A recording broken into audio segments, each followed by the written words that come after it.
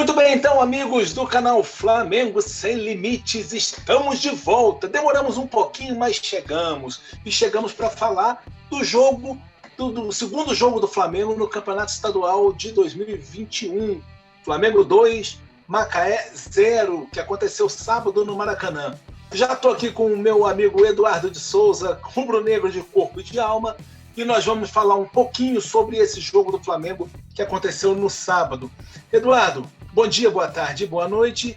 Vamos falar um pouquinho, então, sobre a atuação do Flamengo no jogo de sábado, né? O time melhorou bastante, né? A molecada já está mais solta, está começando a aparecer em relação ao adversário, em relação ao primeiro jogo contra o Nova Iguaçu. Bom dia, boa tarde, boa noite a todos os rubro-negros, rubro-negras, em especial as rubro-negras. Parabéns pelo dia de vocês, Dia Internacional da Mulher. Realmente, o jogo de sábado, o time foi um pouco mais solto, né? Foi mais sem aquele peso da estreia, a garotada partindo mais para dentro, demonstrando um pouco mais de ímpeto ofensivo, finalizando mais, chegando mais na área. Foi bem interessante a partida, apesar que vale destacar o Macaé também é um adversário bem fraco tecnicamente. Mas mesmo assim o time conseguiu se impor. Se a gente pegar os jogos aí dos rivais do Rio, por exemplo, o Flamengo, dos chamados quatro principais aí, é o único que venceu os seus 2 primeiros jogos, né? Então mostra um pouco também da força que tem o grupo do Flamengo. Pois é, o Campeonato Estadual do Rio de Janeiro não dá para esperar muita coisa dele, o nível técnico é fraco, o nível técnico é baixo, mas a comparação que você fez foi muito interessante, né? Se você pegar, por exemplo, o Vasco perdeu os 2. Isso aí. Então, o Fluminense também. Eu, inclusive, estava olhando o regulamento do campeonato, só cai o último colocado, né? Só um vai ser rebaixado. Espero que nenhum dos 4 grandes cometa essa proeza, né? O Fluminense também perdeu as 2, né? Perdeu o primeiro jogo do Resende e perdeu o segundo jogo para a Portuguesa. Inclusive, a Portuguesa tem os mesmos 6 pontos que o Flamengo.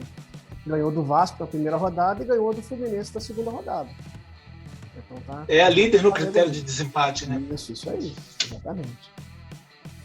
Bom, o Flamengo teve uma atuação mais consistente, né? Os laterais apareceram bastante, tanto o Mateuzinho como o Ramon, né? Apareceram bem durante a partida, mostraram um pouco do futebol que ficou meio escondido nessa estreia. O Mateuzinho menos, mas o Ramon contra o Nova Iguaçu estava muito nervoso, parecia. Já contra o Flamengo ele estava mais solto, contra o Macaé ele estava mais solto. Parece que pode ser uma boa arma do Flamengo na temporada, né? Mesmo com o Rafinha chegando ou não chegando, esse campeonato estadual servir para firmar e dar uma cancha, uma experiência, tanto para o Mateuzinho quanto para o Ramon, né? O Mateuzinho, inclusive, ele participou mais do elenco profissional, né? Sempre que participou, ele correspondeu bem, ele jogou bem, atuou bem. O Ramon só teve mais aquela participação realmente contra o Palmeiras, aquele empate de 1-1 do Covidão lá do Flamengo, né, que jogou com a molecada.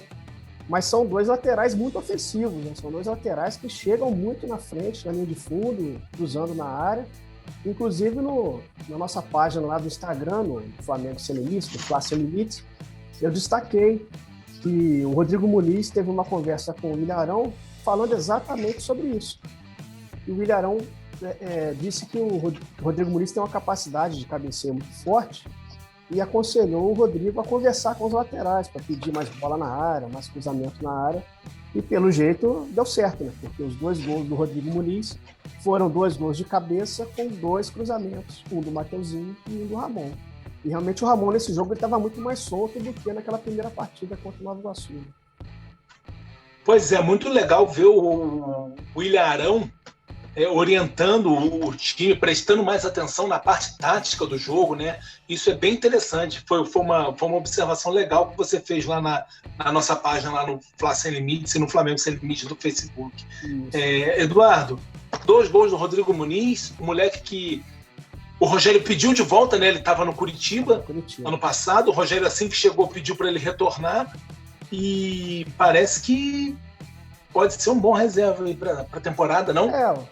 Compõe bem o elenco, né, cara? Assim, apesar que ele está bem atrás dos outros 2, mas para Campeonato Carioca acredito que que possa ser uma boa solução para alguns jogos alternativos aí durante a temporada, né, porque vem muita partida aí pela frente e realmente pode ser uma boa possibilidade até mesmo de determinado jogo, estiver precisando fazer um resultado, né, começar a cruzar mais bola na área, algum jogo mais aéreo, jogo mais físico, né, de repente pode ser até abre um leque a mais de opções para o Rogério. Aí. O outro que jogou bem, se destacou bem, também estava no Curitiba, foi o Hugo Moura, como volante, ele primeiro volante. Ele faz bem o papel de primeiro volante, terceiro zagueiro, ele pelo meio, compondo pelo meio. Também atuou muito bem, foi bem saída seguro. De bola também, né? Foi muito bem seguro, muito seguro na sua atuação, com certeza. A saída de bola dele também, né? É uma coisa bastante interessante aí desse time jovem do Flamengo. Então foi mais ou menos isso, né? Flamengo 2, Macaé 0, Flamengo tem 6 pontos em 2 jogos, 100% de aproveitamento, e essa semana volta a campo contra o Fluminense no domingo, né? Semana de Fla-Flu. Às 18 horas, ainda com esse elenco que disputou as 2 primeiras partidas, talvez com o reforço do Bruno Viana. A gente ainda não tem nenhuma notícia que confirme, mas a princípio parece que ele está se preparando para fazer a estreia contra o Fluminense. Vamos observar. E vale a pena destacar outra coisa também.